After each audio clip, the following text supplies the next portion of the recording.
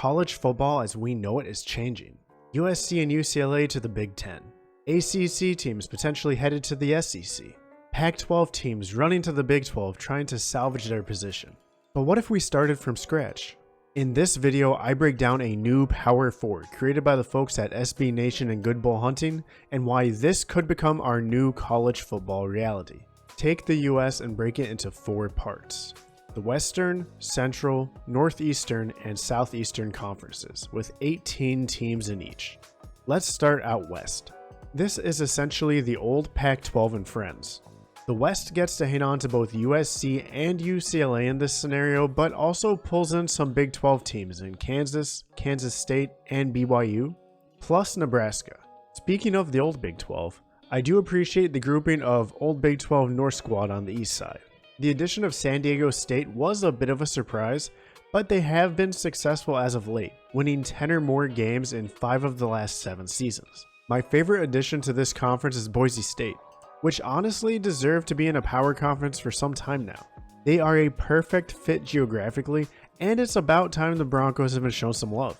Another great part about this conference is that although it has some programs with a history of success, like Oregon, USC, and Nebraska, there isn't one that really sticks out right now as a power. Honestly, if this was the alignment today, I'd argue that both Utah schools would potentially be in the driver's seat to become champion. I would expect this to be a very competitive conference, possibly the most competitive in the nation. The Central Conference has a little bit of everything.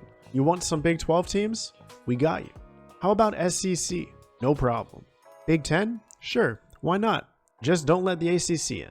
All of the chartered Texas and Oklahoma schools stay together. We finally have Iowa and Iowa State in the same conference, and throw in Minnesota for a little bit of northern flair. While the Central Conference doesn't exactly get the blue bloods of the SEC, besides arguably LSU, it does pick up some quality programs from the South. This conference also ends up pretty balanced. There isn't a team in it that couldn't conceivably compete for a conference title.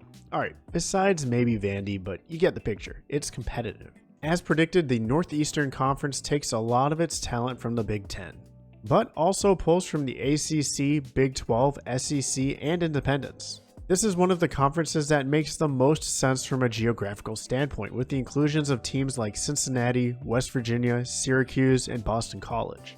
Kentucky joins up north, as does Louisville, finally putting the two in the same conference. And of course, if Notre Dame is joining a conference, they should feel right at home in the Northeast. Unlike the Central Conference, I think there are about 7 teams in this conference that have slim to no chance at ever winning it, which is disappointing. But sometimes that's the way the cookie crumbles. Finally, the Southeastern Conference. If it ain't broke, don't fix it, right? Sort of.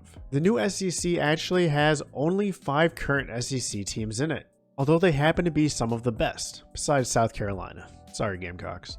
This SEC is actually much more ACC, with 10 ACC teams plus Maryland and UCF. The standout team here is Appalachian State. Although it is a small school, they do have a winning tradition and honestly a lot of name brand recognition, which they can thank Michigan for. This updated SEC has the powers that are Alabama, Georgia, and Clemson, but also some potential sleeping giants in the state of Florida that could make for a clash of titans at the top of the conference year in and out. Now you may be asking if there was any rhyme or reason to how these conferences were structured, and there were a couple guidelines that were given. All current Power 5 schools needed to be included, conference teams from the same state had to be in the same conference, and conference members had to be located in contiguous states. At the end of the day, this breakdown was highly influenced by geography more so than other factors. But now that we have the conference breakdown and explanation, how would this all shake out? The easiest way proposed to divide an 18-team conference was a 9-game conference schedule with a single permanent opponent and a rotation for the remaining 8 games to allow teams to play each other as often as possible. Is this perfect? Absolutely not. But neither is the current state of college football conference alignment. And while I'm not completely on board with the idea of 18-team conferences, I do like this next part. The second proposition was that in this scenario, the winners of each conference would be guaranteed a first-round bye in an expanded 12-team playoff, which would include the 4 conference champions and 8 at-large bids. Now, an expanded playoff scenario is one I can get behind. With conferences continuing to add members almost weekly at this point, it's becoming more likely that we will be seeing the college football playoff expanding in the future regardless. Let's be honest with ourselves. Things are getting a bit crazy in college football. I mean, we're going to have USC playing Big Ten conference games in the snow.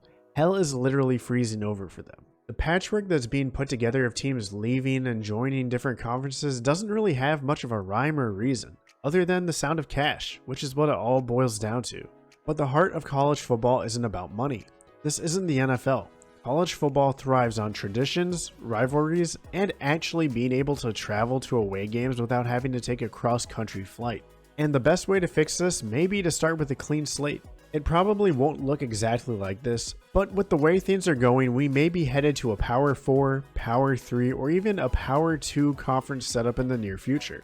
Give it a few years and the landscape of college football will look almost unrecognizable. If you want to see a true power conference, check out this video here, and as always, have a great day and see y'all at the next one.